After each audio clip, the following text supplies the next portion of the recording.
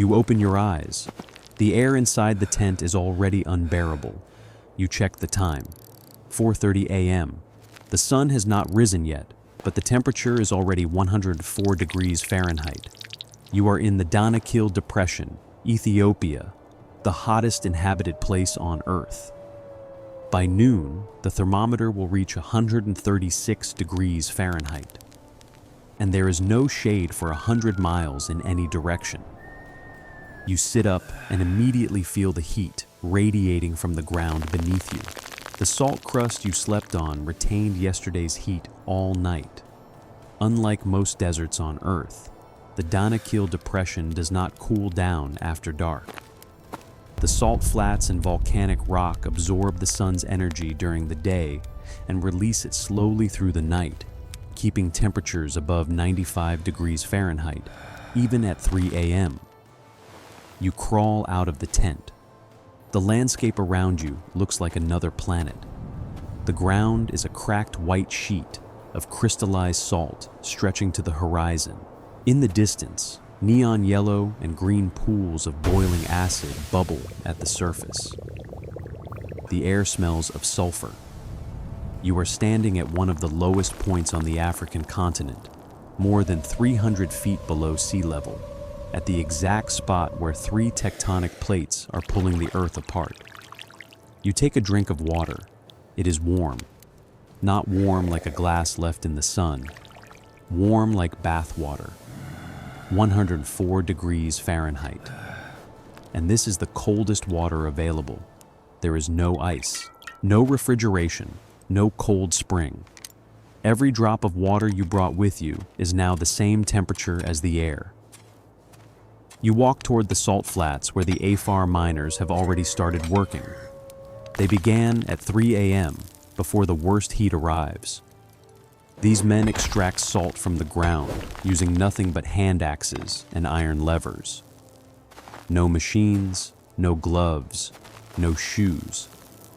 Their bare feet walk across salt crystals that are hot enough to burn skin. Here is something that most people never learn. The salt beneath your feet is not a thin layer. It extends over 2,600 feet deep.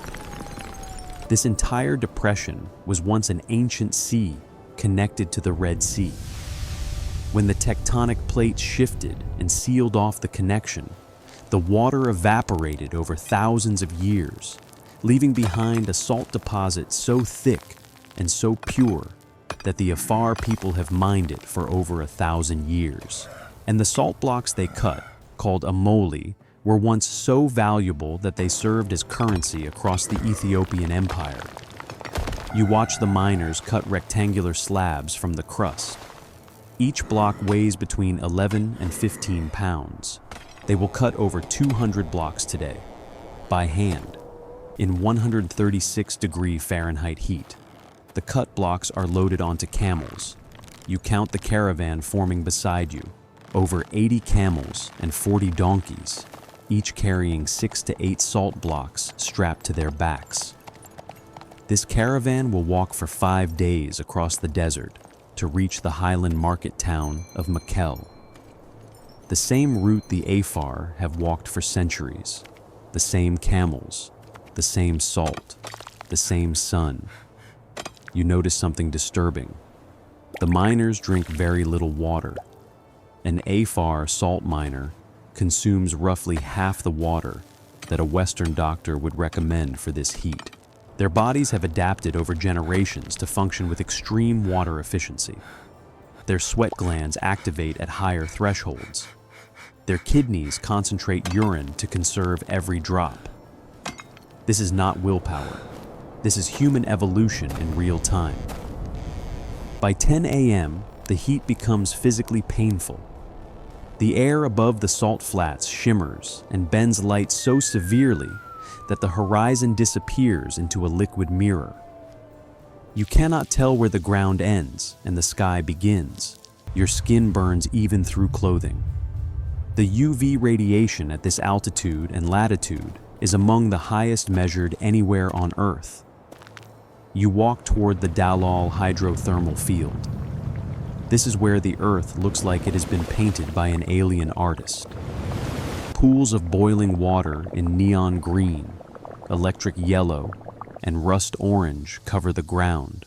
The colors come from sulfur, iron oxide, and dissolved minerals forced to the surface by volcanic pressure from below. Stop. Do not step into any pool. The water in these pools has a pH of 0. That is not a metaphor. 0. It is pure hydrochloric and sulfuric acid mixed with boiling brine.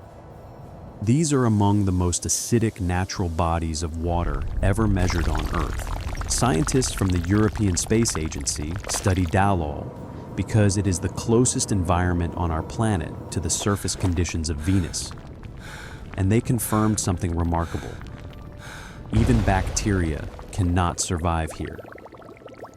These pools are completely sterile. No life exists in them at all. You cover your nose and mouth. The sulfur fumes rising from the vents are toxic. Hydrogen sulfide and sulfur dioxide mix in the still air. In high concentrations, these gases cause dizziness, lung damage, and unconsciousness. The Afar guides know exactly which paths are safe and which vents to avoid. Without a guide, walking through Dallol can be fatal. As the sun reaches its peak, you retreat to a shaded rock overhang. The thermometer reads 136 degrees Fahrenheit in the shade. Your body is now burning over 400 calories per hour just to maintain a safe internal temperature. Without constant water intake, heat stroke would begin within 90 minutes. As night falls, you begin the trek to Erta. The name means gateway to hell in the Afar language. It is one of the most active volcanoes on Earth and home to a permanent lava lake that has been burning continuously since at least 1906. The trek is done entirely at night because daytime temperatures on the black volcanic rock would make the surface too hot to walk on.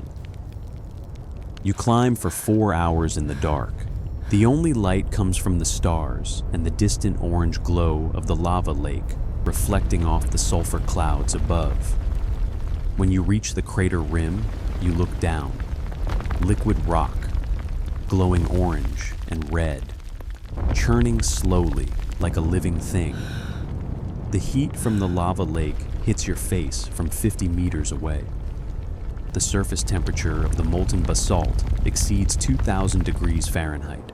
You are standing at the edge of one of only 6 permanent lava lakes on Earth. You sleep on the volcanic rock beside the crater. There is no tent, no mattress, just a thin mat on basalt that is still warm from the day's sun. The lava lake glows below you all night. The ground vibrates gently with each deep volcanic tremor. You wake before dawn and begin the descent. By 7 a.m., the sun is already punishing. By 9 a.m., the temperature crosses 120 degrees Fahrenheit again.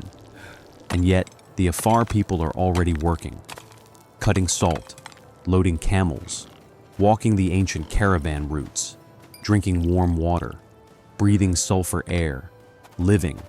The hottest place on Earth is not empty. It is full of life. And the people who live here have learned something that the rest of the world has forgotten.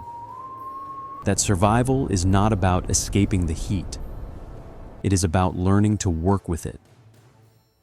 If you want to see more stories from the most extreme places on Earth, subscribe, because the world is far stranger than you think.